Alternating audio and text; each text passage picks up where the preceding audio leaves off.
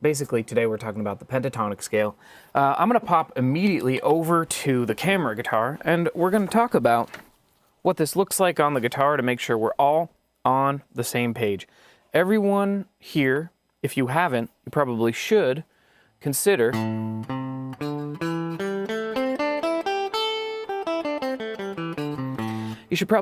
learning the humble A minor pentatonic scale. A, C, D, E, G, A. Now, here's a weird thing. Why is it that it seems like guitar players tend to learn the pentatonic scale more often than other musicians? You know, piano players, I don't hear them practicing their pentatonic scales. I don't hear about saxophone players practicing their pentatonic scales. If you're a musician that isn't a guitar player, let me know in the comments if you practice your pentatonic scales. But there's something interesting about the guitar in particular and about how pentatonic scales work. So if you notice, we've got this nice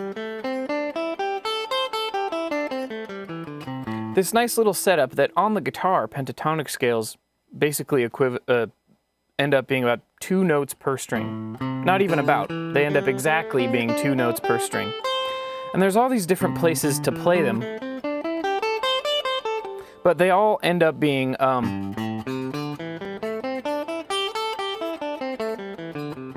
about 2 notes per string. And one of the weirdest things about the pentatonic scale is that it's basically the skeleton of a major scale or a minor scale, but it's missing 2 notes. And the 2 notes that are missing, it depends on if you're playing a minor scale or a major scale, but if you're playing an A minor pentatonic scale, it basically is an A minor scale, but it's missing the 2nd note of the scale and the 6th note of the scale. So 1, 2, 3, 4, 5, 6, 7, 8. We're back to 1. And in case you didn't know about this concept of relative minor and relative major, anytime you're playing an A minor pentatonic scale, you're also playing all the notes for a C major pentatonic scale. And the notes that are skipped in a major pentatonic scale are the 4th note of the scale and the 7th. And watch what happens when I add the 7th note of the scale and the 4th note of the scale back into the pentatonic scale. We currently have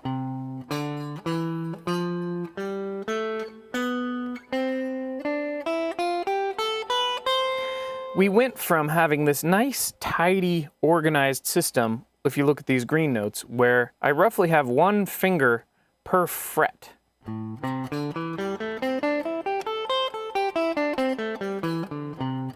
And you notice this is a common thing with nearly all of these pentatonic scales.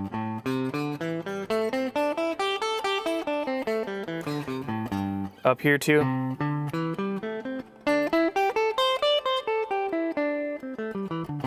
Right? It roughly lines up. My 1st finger is going to play all the notes on this fret. My 2nd finger is going to play all the notes on this fret. 3rd finger going to play the notes on this fret. And my 4th finger, my pinky, is going to play all the notes on this fret. Generally speaking, people call this position playing.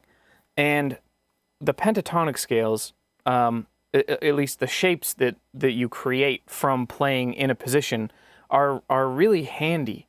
And the problem is, when you add these extra notes from the major scale or the minor scale, depending on your root note, you end up with this funky out of position stuff where you're going.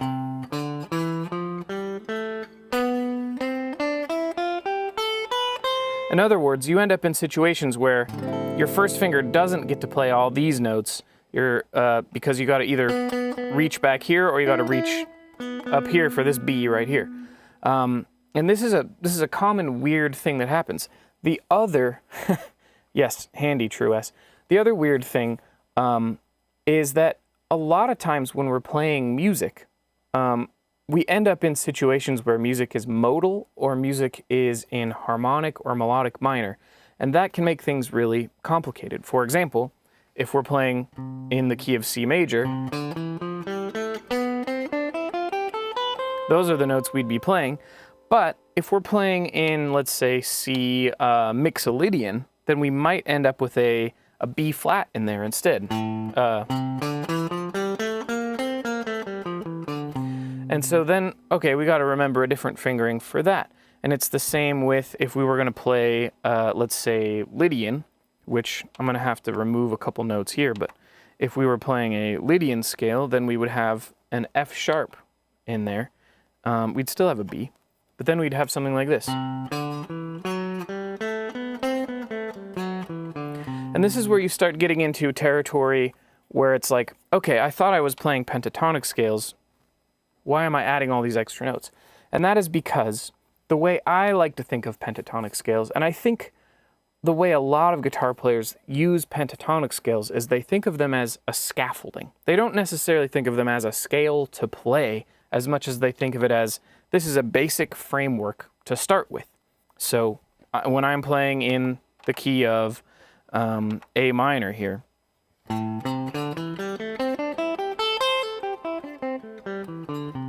I can add these extra notes if I want to make a regular old A minor scale, or if I want to play a Dorian scale. Excuse me. Right? With an F sharp in there instead of an F. Or if I want to play a Phrygian scale. Right? These are all just options that I can basically add the extra information hidden between the notes of the pentatonic scale, but generally speaking,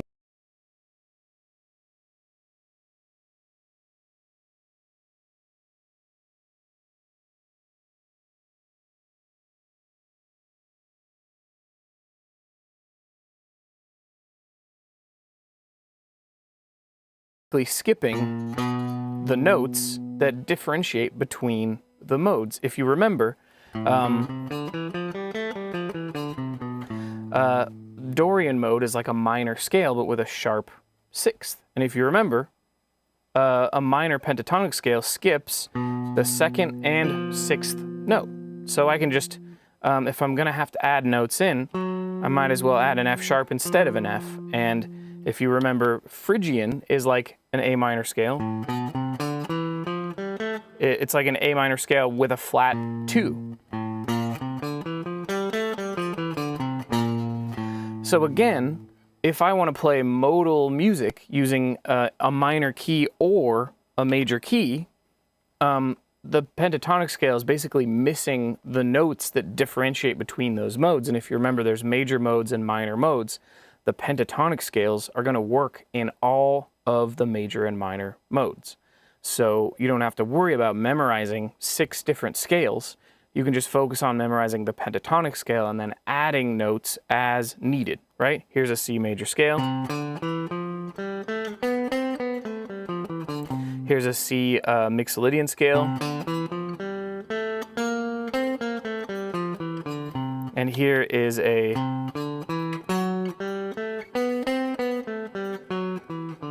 Lydian scale. So this is one of the wonders of the pentatonic scale, is not really thinking of it as a scale to play as much as a framework to use as a starting point on the guitar. And so what I like to do is I like to have people start with the pentatonic scale, and then I like to have people start thinking about like chord tones. For example, if you are soloing over a jam track in the key of C and you're focusing on chord tones, well, here's the C major pentatonic scale, and here are the notes of a C major chord hidden in that pentatonic scale. And notice they all line up with the pentatonic scale, but if we were to switch over to, say, the 4 chord in the key, well, now we've got a note outside the pentatonic scale. Cool. But we're still sort of using these green notes here as just a starting framework and a place to remember, okay, this is kind of an outline of the key that we're in, and it doesn't matter if we're in a modal situation or if we're in like a proper major or minor situation. As you start getting the hang of this kind of thing, you can also start overlaying harmonic and melodic minor kind of stuff in there too. But this, to me, is like the thing a lot of people don't realize about how the pentatonic scale works for a lot of guitar players, where it's not like a magical different scale you play as much as it's like a framework that fits your hand really well that you can learn to adapt over time. And, you know, this series of live streams, that I've been doing, been trying to figure out, you know, how intense do I want to make these lessons? And, you know, I could do some writing to kind of show you how I might navigate, you know, using a pentatonic scale as a starting point and then adding more notes to it. Or we could look at a jam track and I could talk about, you know, how I might navigate a jam track based on this kind of thing. Trying to figure out why my computer is freaking out a little bit. But let's see here. Okay, let's do this. Let's pop over to, this is my website. If you scroll to the bottom page of my website, I've got a link called Jam Tracks. There are full band jam tracks. There are jam tracks missing the rhythm parts. And then here, I think we'll just pop down to, let's find one that has some interesting chord progression that might be missing, some notes from the pentatonic scale. This one looks nice. Let's do this. So I'm going to come over back to my camera guitar here. So this chord progression is a C chord and an F chord, and it's in the key of C major. So the 1 chord is right here, and the 4 chord is right here. You can't really see the pentatonic scale anymore. Let me pause this for a second. But if we're thinking about just generally navigating a jam track, the pentatonic scale is going to sound great, right? So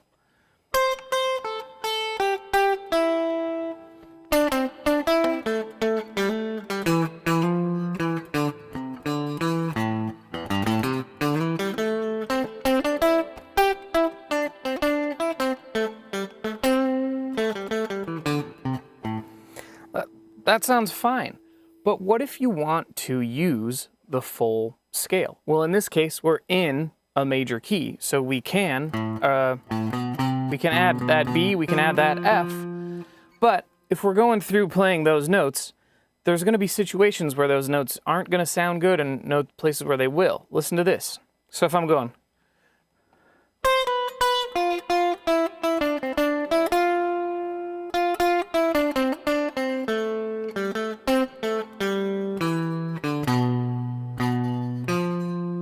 okay.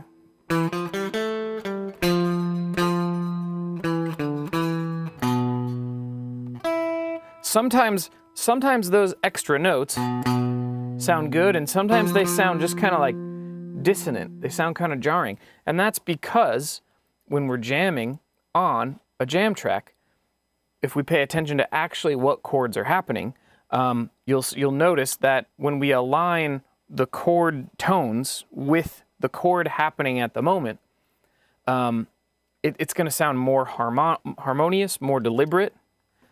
So if we're looking at C chord and we're going, anytime we play this, we see the C chord, we can focus on. But what about the F? So in the case of the F chord here, which I'll put back in pink, this note's going to sound, these notes are all going to sound the best over that F chord. So, but then those notes are not going to sound that good over the C, especially the ones that they don't share in common, right? That's not going to sound great over the C, but it's going to sound great over the F. So what we end up doing is, again, we're just using the pentatonic scale as a scaffolding and sort of thinking about, okay, if this is my starting point and I can create a little pentatonic phrase using that pentatonic scale, but maybe I can adapt that little phrase and end on a note that's part of the chord happening right now. So if I take a little phrase that sounds like, that will work over the C chord, and then I can adapt that phrase to end on a note that works for the F chord, and we start sounding a lot more deliberate with the solos. Let's see. I'll show you what I'm talking about.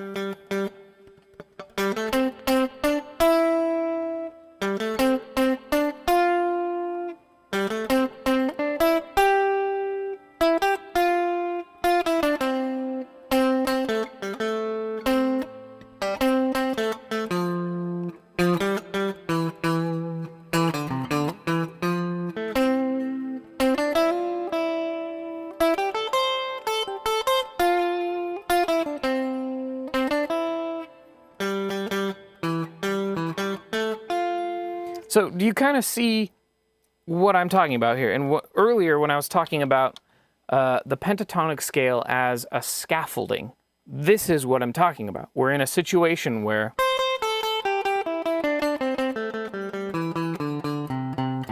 this is our basic starting point, but we can also think about accenting notes that are outside of that scale.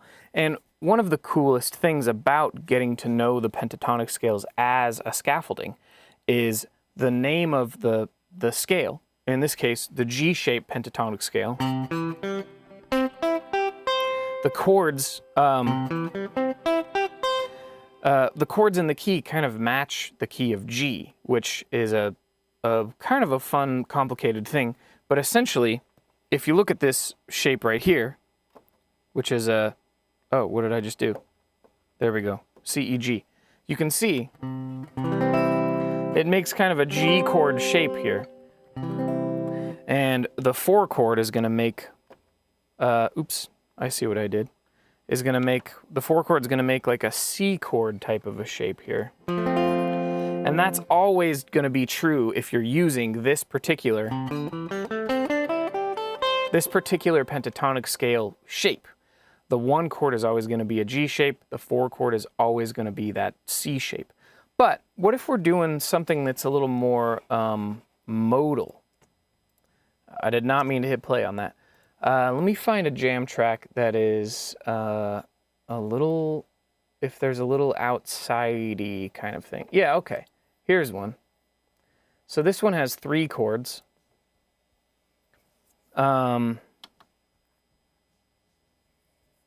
So this one is in the key of D minor. So let me clear this all out here. So here's the root note, but it's in Dorian mode, which we'll talk about. Oops, wrong note. See if I can get that.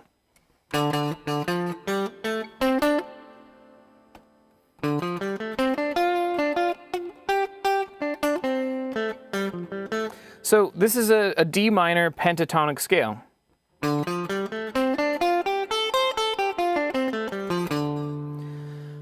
And if we were to use the same shape we were using before, just for comparison, we're still using this minor pentatonic shape as home, because it is home. Oh, you can't even hear the jam track? Well, that defeats the whole purpose. Let's see here. Let me know if you can hear that jam track now. Wow, I've been gaslighting all of you, thinking, yeah, you can just totally hear this. Can you hear this jam track?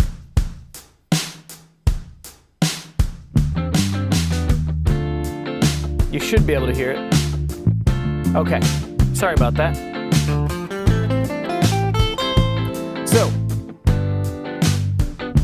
I'm happy to go back to and give a little example of what I was talking about before. Although I think the visuals help, but actually hearing it over the jam track helps a lot. Sorry about that, I forgot to push one button. But check this out. So, if we're in the key of D minor,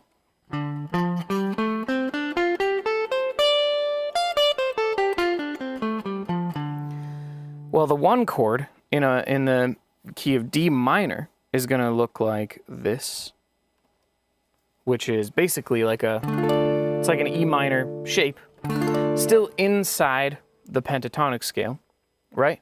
And then, what's our other two chords? We've got, I can't find my mouse.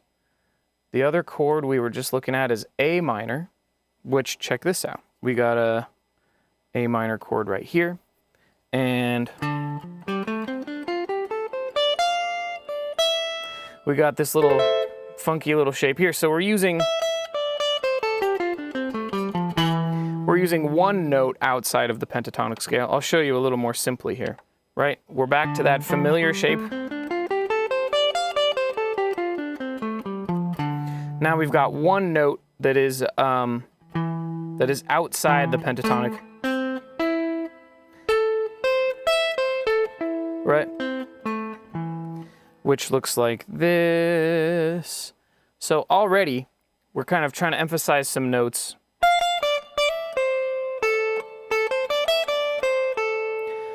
that are outside the pentatonic scale, but it's still one of those familiar ones that's part of the minor scale. And then we've got this G major chord that suddenly gives us a note that was not originally part of our minor scale. Because remember, our minor scale is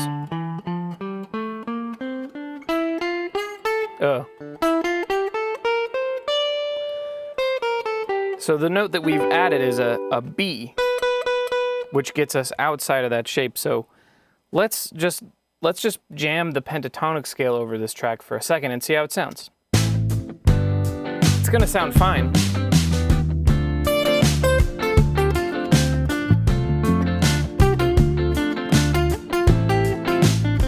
But there's something about it that feels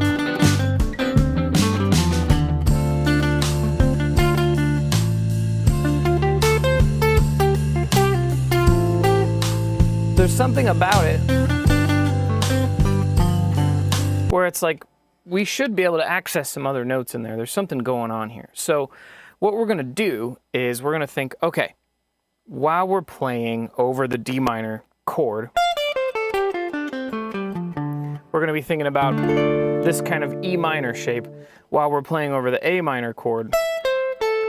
It's technically, we're going to be thinking about this shape, or we're going to be thinking about this shape right here, finding some notes, just a couple one note in particular, I should say, that is just outside of that pentatonic scale. And then for the G chord, we're going to emphasize this B note, which in position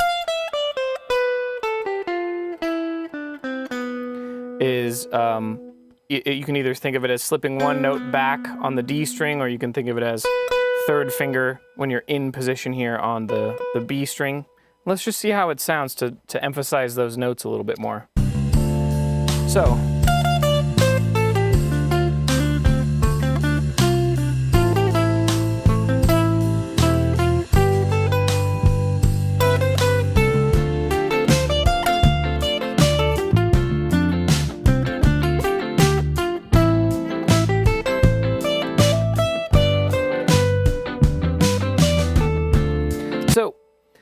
I'm happy to outline one chord at a time here too, so you can see what I'm talking about, right? These are the notes that are going to work with that D minor chord.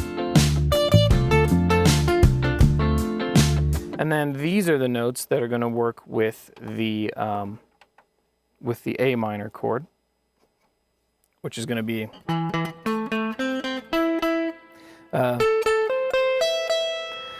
it feels like it's pretty outside the pentatonic scale, but if you're thinking about, okay, how can I play the pentatonic scale and then sort of end up on a note that's part of that chord? There's just, or, that works just fine, but here's what I'm talking about. So we only have a little quick second of that A minor chord before we move to this G major chord, which I'll put back in blue here. And that's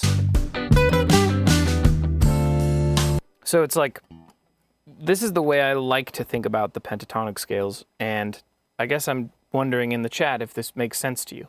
To think of this not as this is the scale I have to play, but this is the safe zone, this is the familiar shape to start with that I can then add.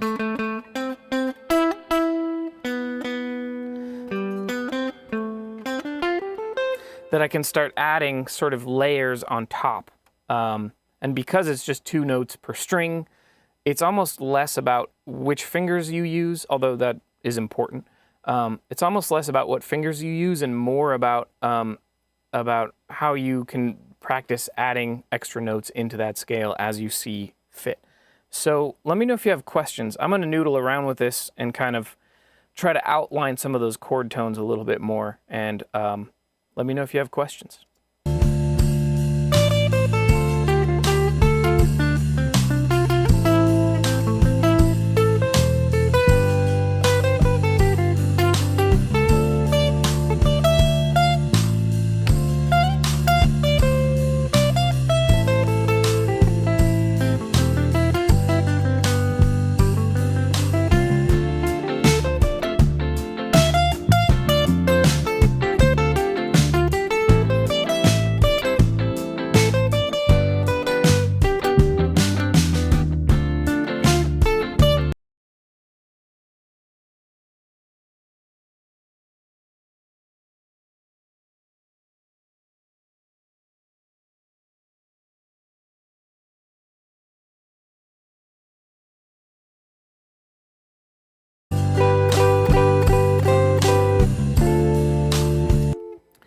This is also, to me, I think, why it's so important to learn rhythm guitar, because playing a good solo is all about knowing what chords are going on, and knowing what chords are going on involves understanding how to play some rhythm guitar.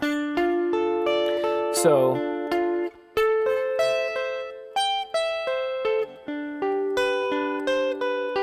being able to even play some arpeggios over the chords as they're going by, what am I doing? To think about, you know, so.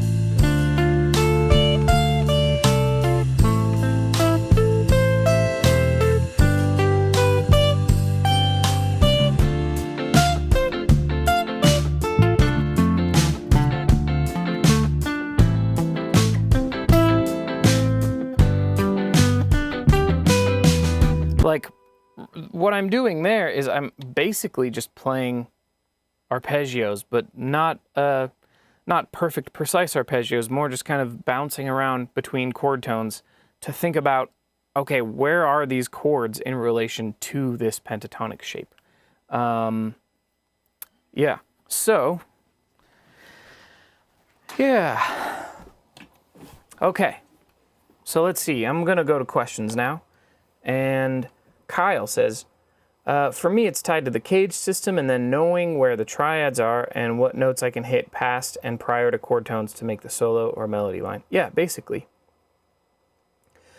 Post Malone Elisa, watch the previous lesson. I think it'll help make a lot more sense of this one. And then MK Vision Work says, can you do it chromatic scale with jam track? You can. A lot of the times, and I would definitely watch my 5 levels of soloing lesson, which I think I've tried a couple different titles on it. To me, that lesson really helps you understand the targeting chord tones stuff.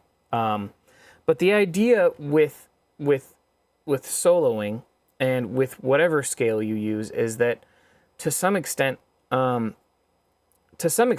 note can work just fine. It's more just about focusing on chord tones, which is pretty cool. So, yeah, I could probably give a quick little demonstration of how chromaticism in a solo can work.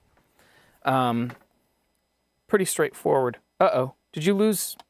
You lost sound? What the heck? Okay, sometimes my sound drops, apparently.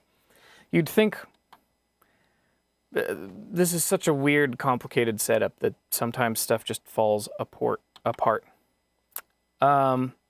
Does the fretboard look backwards to you?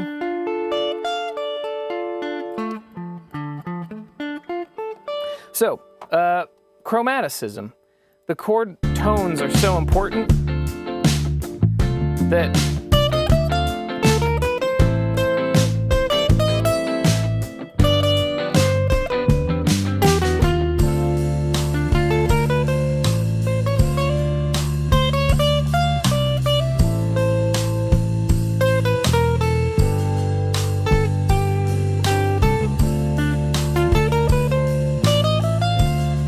all I'm saying is I can go from one chord tone to another chord tone using some chromatic scales, and it works just fine. But, oh, the sound is going in and out. That really sucks. I hate hearing that. Maybe I have to reset my sound. Yeah, all that to say, does anyone have any other questions for me today? If not, we can kind of goof around. It could be that my sound cut out for some other reasons, but yeah. What do you think? If I don't see any questions, I might call it a day. I can also say while I'm waiting for a couple questions here that, you know, one of my big things is knowledge of music theory doesn't really matter at a certain point. You got to create a playground for yourself to actually develop that music theory knowledge into something useful for you toward your specific goals. And a big thing that I like to preach on my online school is that I can't tell anyone what to do if they don't have specific goals. And if you are someone who's like, I just want to get better at guitar, you are on your way to getting really frustrated because getting better at guitar is too vague of a concept, right? You could think, I want to get better at singer-songwriter music that is, you know, finger-style guitar in the style of X, Y, or Z, or generally kind of like this genre. Or you could think, I want to get better at playing a solo in a blues band or something like that. But just saying, I just generally want to get better at guitar, you're probably going to end up quitting guitar at some point because your goals are not specific. And when your goals are not specific, you'll never reach them, and then you'll just get frustrated all the time. So something I want you to think about. Looks like some questions have popped up. Ches says, where's Betty? Yes, Betty is usually sitting back here. She actually wanted to stay home tonight. I asked her. Usually she understands, do you want to come with? And today she did not want to come with, so I let her stay home. Yeah. Cameo says, how do you hear the chord changes? That's a really good question. I think it's a fantastic question, actually. How do you get used to hearing chord changes? Part of it is like getting to know a friend. If you start learning the chords in a key, like the key of G,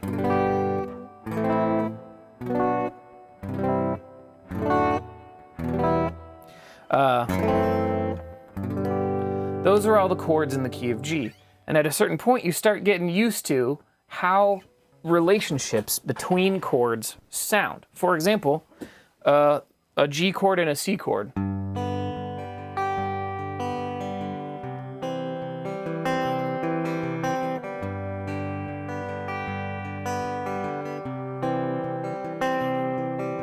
So, a G chord and a C chord, they just have a sound to them. And it turns out if you learn the Roman numerals and you kind of go, okay.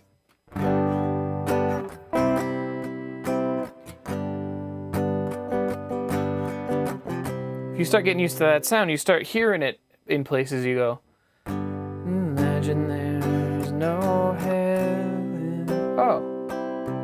Oh, that's like the G-C thing that I learned, or that's a 1-2 progression.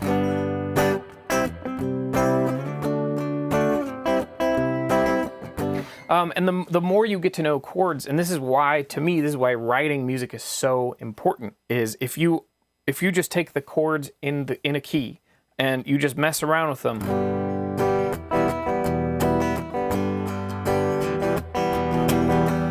you start getting used to those sounds. And then you start hearing the bass lines. And you go, oh, that's a 1/6 progression. So when you ask, you know, how do you start getting used to hearing those chord changes? My answer is going to be, you have to get to know the chords in a key as if they're your friend, and you got to be able to play around with them, make some jokes, learn what 1/2 sounds like, learn what 1/5 sounds like. Those kinds of things, they make a really big difference. And you can't learn this stuff from afar. Sort of like learning facts about someone is different than becoming their friend, right? You got to really befriend the chords in the key and get to know what they're like and what they sound like and what they sound like with different voicings and on different guitars. And over time, you'll start having favorites and you'll go, oh, 1/2 is like one of my favorite chord progressions. And this is part of the reason why I made the jam tracks that I have on my website here. If you look at all these jam tracks, which let me, I guess zooming in doesn't really matter, but if you look at all these jam tracks, I have A major 1/5. If you listen to this jam track, you'll start getting used to what a 1/5 progression sounds like. This is a D major 1 4 5 4. You'll start getting used to what that sounds like. This is an E major 1/4. This is a D major 1/3, F major 1/5, B flat minor 1. Oh, this is a Dorian mode thing. This is a C major 1/4, A major 1/2, E minor 1/7. What I'm trying to say is, if you start listening to these jam tracks, start playing along with them, and start sort of tracing the outlines of those chords, kind of like we were talking about, either with the pentatonic scale as a starting point, or just use my note name scratch paper, which you can find down here, to go, okay, if I wanted to play, let's say, I want to play a backing track that is an A minor and an E major chord. Like, how can I find different groups of A, C, and E, and then E, G sharp, and B to kind of play around with these chords so I can really get comfortable with just the sound and then playing around with them?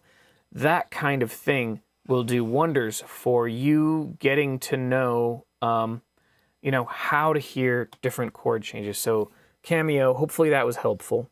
Sparks Dojo says, so when I'm learning chord progressions, how do I know which one is supposed to be minor? Like, is the third always minor?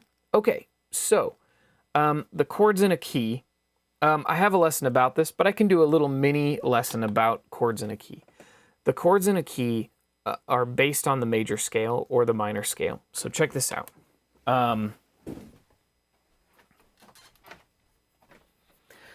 First of all, your major scale formula is the same formula every time. It's whole, whole, half, whole, whole, whole, half. So in a sense, every major key is the same because you use the major scale formula to make every major scale, and then you use that scale to make the chords in a key. So the chords in a key are always in the same order because of whole, whole, half, whole, whole, whole, half. So if we go in here, this is, let's just make this fresh. We'll do the key of, the key of A major. So we've got A, and then we go whole step, half step, whole step, whole step, whole step, half step, right? And if you look at the wheel, here's an A, then we go whole, whole, half, whole, whole, whole, half. So, because the major scale formula is always the same, that means the chord you make using the first, third, and fifth note of the scale will always be a major chord. The second chord in the key, the chord based on the second note of the scale, will always be a minor chord. The chord based on the third note of the scale will always be minor. Chord based on the fourth note of the scale will always be major. The chord based on the fifth note of the scale, also just called the 5 chord, always major. The 6 chord, always minor. The 7 chord, always, I don't know what that was, is always diminished. And in this case, I'm playing a half diminished because it's just easier. But, and then we've got the chords in the key. And what this means is that the 7th chords will also always be the same. We've got A major 7, B minor 7, C sharp minor 7, D major 7, E7, F sharp minor 7, and then I already played the G sharp diminished as its own kind of 7th chord. But regardless of what major key you're in, because that formula is always the same, you're always going to end up with major, minor, minor, major, major, minor, diminished. And if you really want to, Sparks, if you really want to understand this concept even better, I have a series on a course on my Patreon that you could either pay separately for. I think it's like $35. I worked really hard on it. I think it's worth that. But you can also pay, $11.67 a month to get access to my full Patreon, including that course. And you can work through it. If you get through it in a month, then it only costs $12. But it's a really good course that can really help you understand these concepts of chords in a key, including things like secondary dominance and harmonic and melodic minor. And it kind of anthropomorphizes the chords in a key and kind of pits the major and minor key against each other as if they're like rivals, in a way that hopefully helps people remember how this stuff works. I highly recommend it. I'll put a link in the description when I get a chance here. Let me look at some other questions here. Julie and Terry, I forgot your question. Do you have rhythm guitar videos to help practice these chord locations? So I do actually have a series on my Patreon, again, which is, I think, part of my core curriculum that I've actually thought about making a $5 a month tier that just gives you access to music theory for guitar 1 and 2 and caged basics 1 and 2. Let me know in the comments if you like that idea of a cheaper tier that just gives you access to my core 4 courses. But this series is more about showing you how the caged system works and how to take all these shapes make them into more playable, interesting little nuggets. Like, an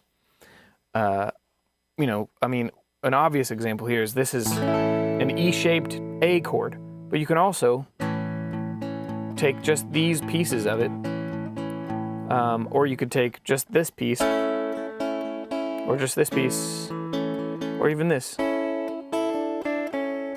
And all of that is just part of the E shape. So I think you'd like that. But that's a little snippet. And that could be something I do a lesson on later. So let's see. Bob Green says, I like the way you describe the pentatonic scale as a framework for other scales and modes. Do you have lessons on modes and when to use them, or what chords to use if you want to use a certain mode? I did a little lesson about that last week, but I've also... I heard a really weird sound. I've also done lessons about this kind of stuff on my Patreon, but I don't know if I have specific lessons about that. I do have a lesson that I think you might appreciate, a series that you might appreciate on my Patreon that really breaks down the idea of, like, if I'm playing in a G-shaped pentatonic scale, how do I solo over a 1-2 progression, or a 1-4 progression, or a 1-5 progression, and really thinking about phrasing and how to use that pentatonic scaffolding as a starting point to start overlaying information in sort of a simple playground of a 2-chord progression where you can just practice kind of visualizing those chords. I think that you might like that. And yes, that's available on my Patreon. It's called Caged Soloing. Let's see. So Ray B says, when you play the pentatonic scales, do you memorize their position numbers around the neck and just work your way down the neck by memorizing? Let's see. When I play the pentatonic scales, fundamentally what I'm thinking about is, excuse me,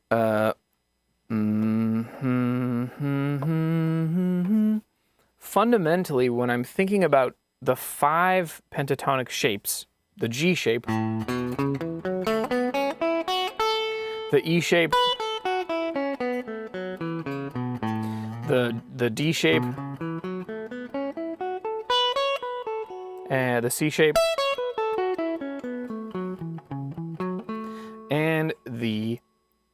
shape,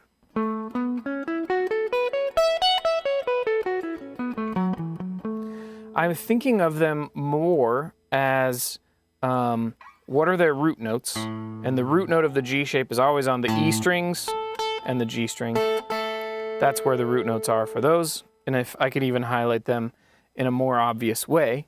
So I'm always referring to the shape of the one chord and the root note. So for the G shape, it's a G shape. That's why it's called the G shape. In fact, I don't even know what the pentatonic like numbers are, because they're so the number is so irrelevant to me. But the caged shape, extremely relevant. The G shape with the root notes here, the E shape with the root notes here, and it's anytime you play the shape that goes along with the chord that goes along with the caged shape, you're playing the chord of the one chord. You're playing the one chord in the key of that shape, I guess is what I'm trying to say.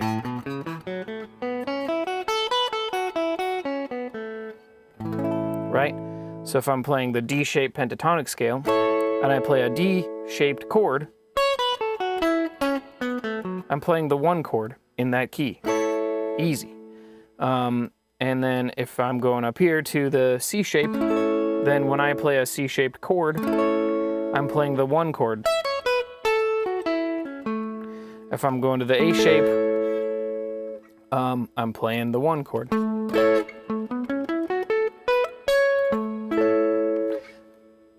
That's how I think about memorizing these shapes, is thinking about what's the chord shape, what's the root note of that chord shape, and what's the scale that kind of surrounds that chord shape. Hopefully that helps. So we got a lot of great questions. We have an interesting question from Jano Shone, who says, how to learn perfect pitch? Is it possible to memorize to hear all the notes? So it is possible to learn perfect pitch. I know people who have learned perfect pitch. One thing you can do to see where you're at with it is take a song that you know really well and see if you can, before listening to the song, see if you can sing it in the right key and then play the song and see if you're right. And if you are, that tells me that you have some sort of pitch memory, that you're really good at remembering specific pitches. The difference between perfect pitch and relative pitch, though, is that I think for, how do I put this?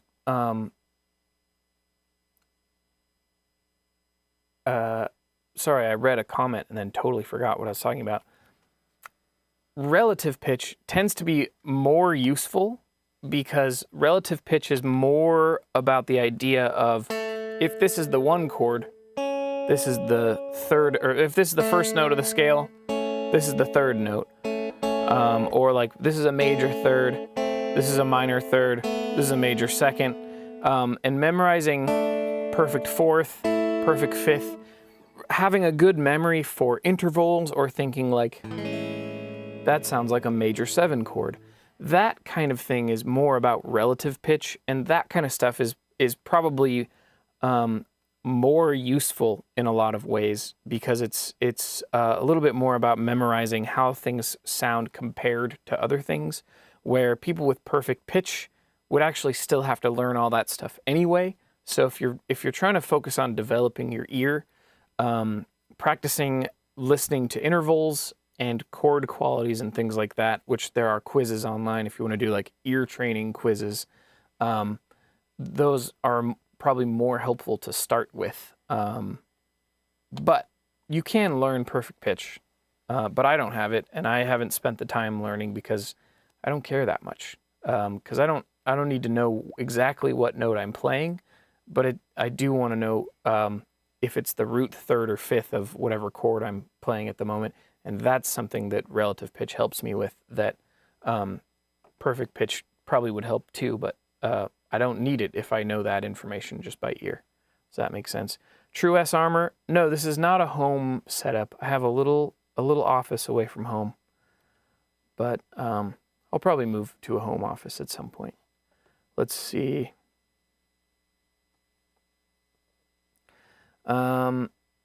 So Grimm's, let's see, we got a couple good questions. MK Vision Work says, how to play with a band. I am used to playing alone. So how to play with a band? Well, first of all, you got to have some pretty foundational stuff. If you find some people to play with who are better than you, and you say, hey, help me learn how to play with a band, that's often a great starting point. You can also practice playing along with a jam track. Like, if I go back to my website for a second here, and go to jam tracks, there are these rhythm jam tracks you can use that are basically jam tracks without rhythm guitar, so that you can practice sort of playing your own rhythm with yourself. So this has, let's just look at it for a second. 1, 2, 3, 4, 1, 2, 3, 4, 1, 2. So if we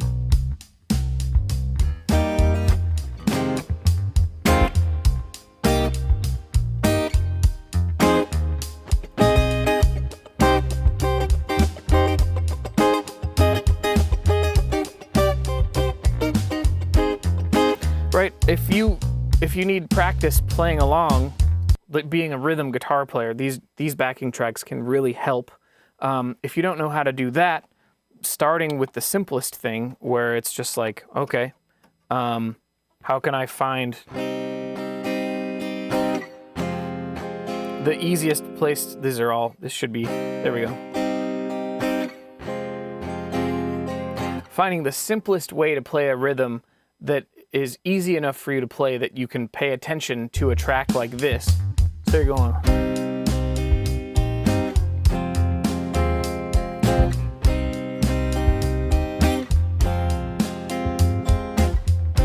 Right? That's the idea, is start somewhere where you're just playing along with a track, and then find some people near you who are willing to jam, and if they're ideally people who are better than you who can teach you how to do it, that's the best way to go. But part of playing with other people is that everyone is so different that you may want to prepare to play with specific people. So, oh man, we might have to go to church actually, because this is bringing up something pretty important here. Okay, so something I want you to think about here. We're at Guitar Church because something that really bugs me about guitar education is a lot of times when you're taking guitar lessons online, or when you're watching YouTube videos, part of why there's these 10 things every guitar player should know types of videos is because a lot of guitar teachers want to prepare you for any possible guitar situation. And the reality is, I don't think you want to be in any possible guitar situation. Do you? I don't. I don't actually want to be prepared for any possible guitar situation, because there's plenty of guitar situations I'm not interested in being in, and I don't have anything I need to prove to anyone. I just want to make music that I like with people that I like. So a lot of your favorite musicians are not actually trying to prepare for any possible musical situation, and they're just trying to prepare for the situations that they like.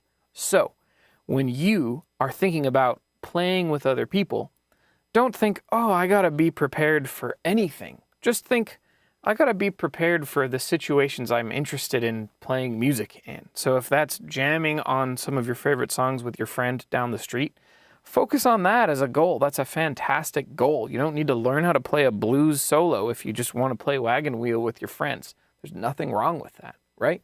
So anytime you are setting guitar goals, always, always, always make them personal. Make them your goals, and ignore sort of like hypothetical goals you would have if you were trying to be a well-rounded musician. And think hard about whether you want to be a well-rounded musician that can play guitar in any situation, or if you just like the idea of being that guitar player. But really, when you think about it, there's a certain kind of guitar you actually want to play, and you don't really care about the other stuff. And that's a good thing. That means you're on your way to playing guitar for the rest of your life, because you're not trying to prove anything to anyone. Just trying to have fun. Okay? Okay. Sorry. I hope that landed. I'm loving all these questions. I don't know if I'll be able to get through too many more of them, but what are we doing at the end here? Yeah. The education for guitar educators is also slim pickings. Education schools are usually around wind or orchestra. Yeah, I did not go to school to learn how to teach guitar. I went to school for music composition. I just started teaching guitar when I was like 14 years old, so it's always been something I've done throughout my life. Let me see if we got some other questions here, and then I may call it a day. And let's see. Yeah, okay, so Kyle Wheeler has an interesting question. Oh, Maynard, actually here, hang on. Maynard says, I'm so weak at learning songs by hearing. Any tips to find the key of a song? Yeah, hang on a sec. I'm gonna pull up one of my own jam tracks so that I can't get flagged for anything on YouTube. And something I'm gonna do here is, let's see. I'm gonna play a track. We're gonna go over to the camera guitar, and we're gonna talk about figuring things out by ear. So I'm gonna turn this down just a little bit. This is not a very hip track, but something you can do as you're training your ear here is you can go, okay, I'm gonna play a single note, and I'm gonna go, does that sound good or does it sound bad? And I'm just gonna go through slowly and make a map of notes that sound good and notes that sound bad. So, E sounds pretty good sometimes. I'm gonna put it in there. Well, I don't wanna put it in this color, but let's see. There we go. What about this note? Sounds pretty gross, I would say. This one? Sounds pretty good. I'll put it in there. What about this note? Does not sound good. What about this note? Doesn't sound good. Well, now it does. Now it doesn't sound that great. Doesn't sound good here. But it sounds good here. I'll put it in, I think it sounds good most of the time. I'll put it in blue. What about, oh.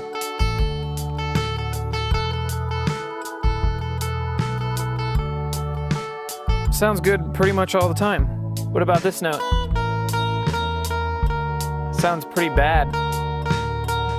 I think it sounds bad most of the time. What about this note?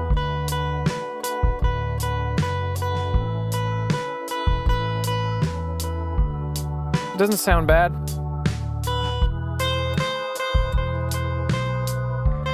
Sounds horrible, I think. Does not sound good.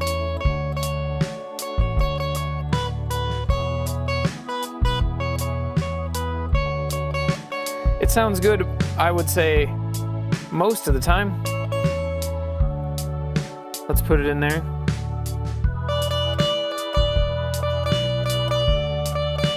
Sounds good a lot of the time.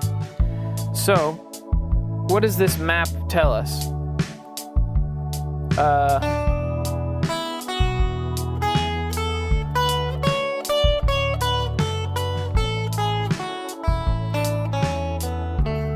It seems like we've got something like a scale here, and it's either an A major scale,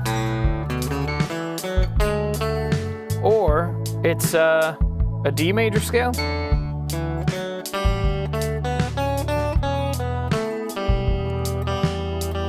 No, that note doesn't sound good, but this one sounds good sometimes, especially right here. So this, to me, is a great experiment to do for yourself, to just sort of go through one note at a time and take notes. Which ones sound good, which ones sound bad. It turns out, sounds like we're in the key of A major.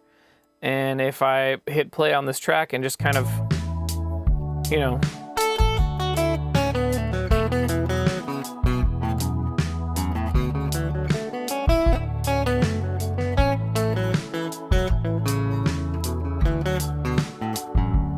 sounds pretty good.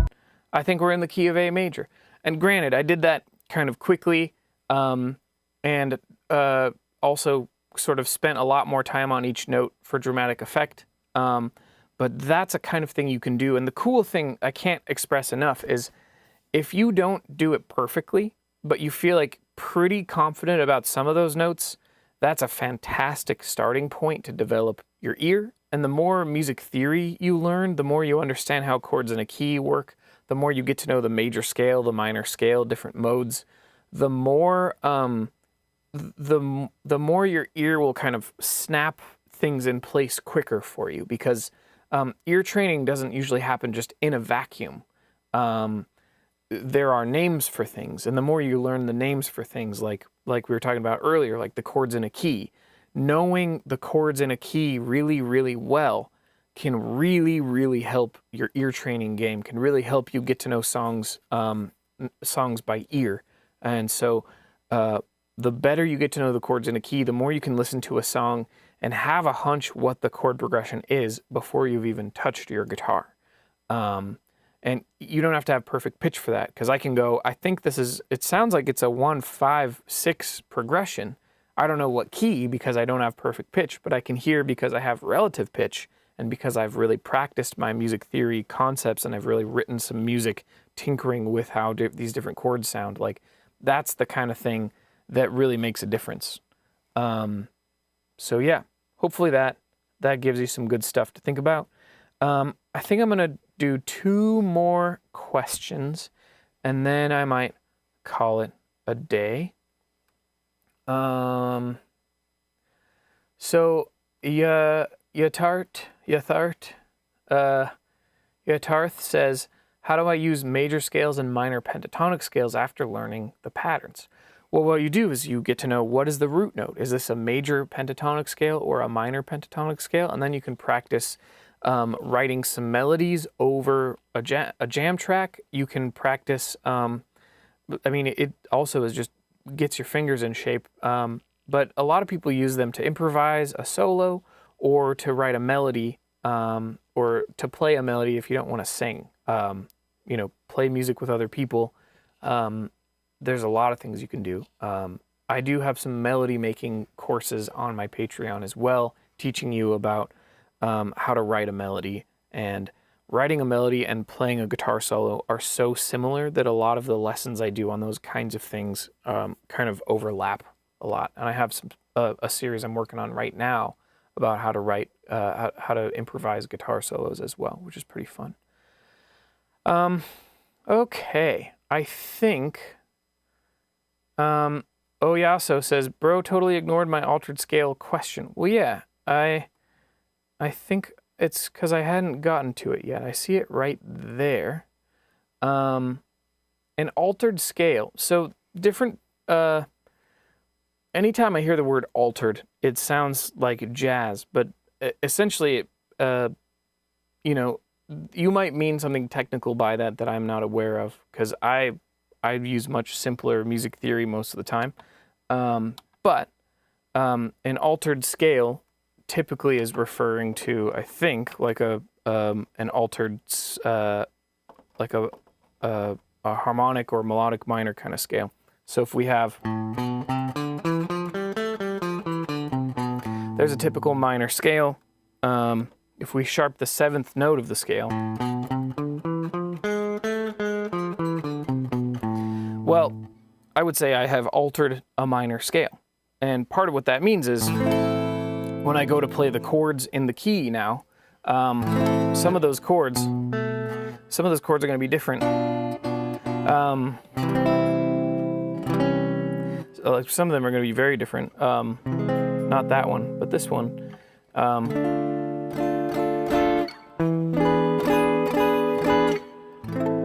And so a lot of times when you're thinking of something like harmonic minor or melodic minor and you've altered some notes of the scale, that gives you access to different chords that you wouldn't normally have in that key.